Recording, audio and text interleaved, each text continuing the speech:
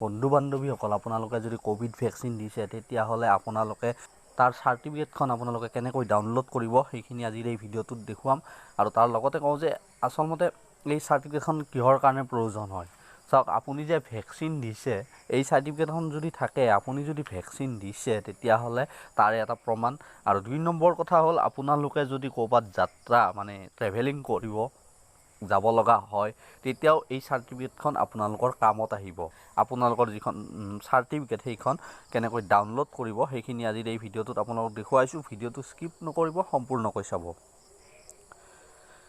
আপোনালোকে সেই চাৰ্টিফিকেটখন ডাউনলোড কৰিব লাগিলে মোবাইলৰ ক্ৰ'ম ব্ৰাউজাৰত যাব আৰু ক্ৰ'ম ব্ৰাউজাৰত গৈ আপোনালোকে টাইপ কৰিব cowin.gov.in আৰু টাইপ কৰাৰ লগে লগে ইনটো ইণ্টাৰফেচ দেখিবলৈ পাব। আৰু ইয়াত আপোনালোকে একেবাৰে ওপৰত দেখিছে এই ৰেজিষ্টাৰ আৰু চাইন ইন ইয়ৰ চেল্ফ, এইটো যে অপশ্যন দেখিছে ওপৰত একেবাৰে, আপোনালোকে ইয়াত ক্লিক কৰিব। আৰু ইয়াত ক্লিক কৰাৰ লগে লগে আপোনালোকে নেক্সট ইণ্টাৰফেচটো এনেকৈ দেখিবলৈ পাব। আৰু ইয়াত আপোনালোকৰ মোবাইল নম্বৰটো দিব, যিটো মোবাইল নম্বৰ আপোনালোকে কোভিড ভেকচিন লোৱাৰ সময়ত দিছিল বা যিটো মোবাইল নম্বৰেৰে আপোনালোকে ৰেজিষ্টাৰ কৰিছিল। আৰু যদি ৰেজিষ্টাৰ কৰাও নাছিল, আপোনালোকে যেতিয়া ভেকচিন লৈছিলে তেতিয়া এটা মোবাইল নম্বৰ দিবলগীয়া হৈছিল আৰু সেই মোবাইল নম্বৰটোৱে আপোনালোকে ইয়াত টাইপ কৰিব, যিটো মোবাইল নম্বৰ আপোনালোকে দিছিলে।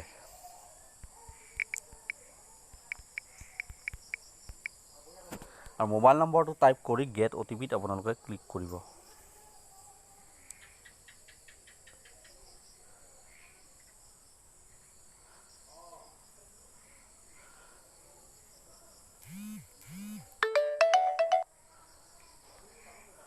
আৰু OTPটো অহাৰ পাছত আপোনালোকে ইয়াত বহুৱাই দিব।